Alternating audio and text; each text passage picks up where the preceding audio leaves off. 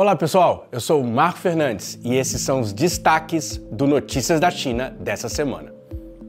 A gente vai começar com um anúncio, porque essa semana saiu a última edição do nosso Dongsheng Explica. O artigo traz a história, os objetivos e diversos números sobre a nova Rota da Seda. Nele, a gente também aborda a narrativa das potências ocidentais, que apresentam essa iniciativa chinesa de cooperação como uma armadilha da dívida. Será que é isso mesmo? Vocês podem acessar o artigo, como sempre, de graça no nosso site dongshengnews.org/pt.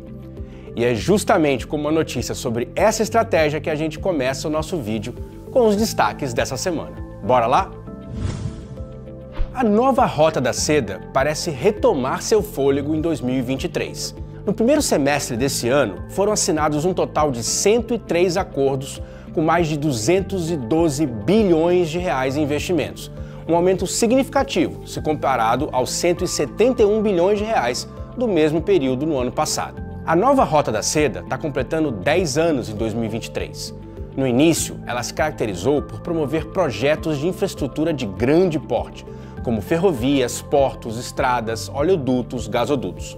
Mas a principal estratégia econômica e de cooperação internacional da China está mudando e agora se concentra cada vez mais em projetos menores, mas não menos importantes.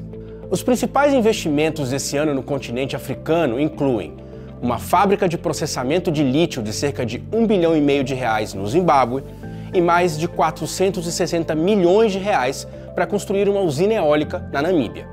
O valor médio dos 103 acordos deste ano foi de quase 2 bilhões de reais, enquanto a média no ano passado foi de mais de 3 bilhões de reais por projeto. Agora, ela vem ganhando força nos setores de mineração e metais, principalmente na África e na América Latina. Ao mesmo tempo, nos primeiros 7 meses desse ano, o comércio da China com 151 países da nova Rota da Seda chegou a 5 trilhões de reais, crescendo 7,4% na comparação anual. Isso contrasta com o crescimento do comércio exterior chinês total nesse mesmo período, que foi de apenas 0,4%. No segundo semestre desse ano, a China vai sediar o terceiro Fórum da nova Rota da Seda, que deve contar com a presença de dezenas de líderes mundiais, principalmente do sul global. No último trimestre, o investimento estrangeiro direto na China chegou ao seu nível mais baixo em 25 anos, cerca de 24 bilhões de reais. Isso representou uma queda de 87% em relação ao mesmo período no ano passado e de 76% a menos em comparação com o trimestre anterior.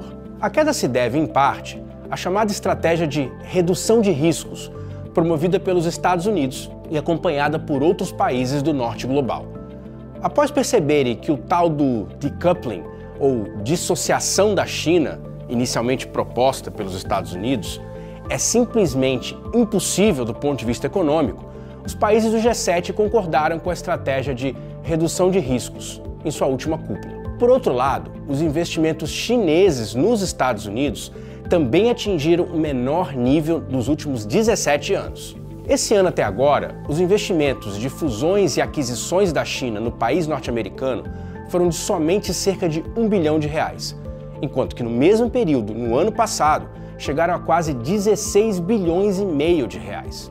Além dos Estados Unidos, os negócios chineses também caíram acentuadamente em países como Alemanha, Reino Unido e Austrália, enquanto vem mostrando sinais de crescimento em outras regiões do mundo, como no Peru e em Singapura. Motoristas de aplicativos, entregadores e outros trabalhadores temporários estão enfrentando salários mais baixos e jornadas de trabalho mais longas. As plataformas digitais da China geram 240 milhões de empregos, representando 27% da população em idade ativa.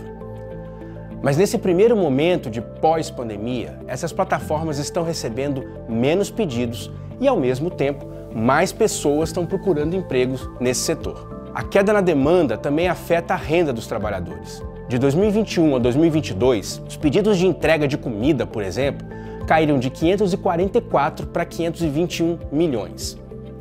A onda de calor global e as temperaturas recordes nas últimas semanas criaram condições muito difíceis para os trabalhadores que andam de moto e também aumentaram os custos para os motoristas por conta do ar-condicionado. algumas empresas anunciaram subsídios para os trabalhadores por causa das ondas de calor extremo e das fortes chuvas recentes. A China tinha mais de 5 milhões de motoristas online cadastrados no final do ano passado, ou seja, 76% a mais que em 2020. Por outro lado, o número de passageiros cresceu somente 20% no mesmo período, ou seja, aumentou a concorrência para os motoristas. Nos últimos anos, grandes empresas de aplicativos têm sido foco de regulamentações rígidas e enormes multas governamentais. Recentemente, o governo vem mediando acordos coletivos para a melhoria das condições dos trabalhadores das plataformas, mas ainda é preciso avançar. Um filme de animação sobre a China antiga é um novo sucesso de bilheteria do país. A animação chamada 30 Mil Milhas de Chang'an retrata a história da dinastia Tang, que durou do ano 618 até 907. O filme foca na amizade entre os poetas Li Bai e Gao Shi e na ascensão e queda de Chang'an, a capital da dinastia Tang, agora conhecida como Xi'an. A história é contada através de 48 poemas clássicos que o público chinês de todas as idades recita de cor e salteado. Analistas acreditam que os criadores chineses estão concentrando suas produções no mercado nacional, mais do que em direcioná-las para um público internacional. Assim, a indústria cultural da China vem conseguindo oferecer cada vez mais para seu público alternativas a Hollywood, que foi a referência dominante durante décadas no país. Dos filmes de maior bilheteria da China na última década, apenas um foi feito nos Estados Unidos. Na década anterior, tinham sido 4. Pessoal, obrigado por assistirem até aqui. Se vocês estão curtindo, dá aquele like pra gente, façam comentários, mande esse vídeo para os seus amigos, seus contatos, se inscreve no canal e ativa as notificações. A gente tem mais conteúdo sobre a China nas nossas redes sociais, que vocês podem achar aqui na descrição e no nosso site dongshengnews.org/pt. A gente se vê na próxima. Tchau, tchau, pessoal!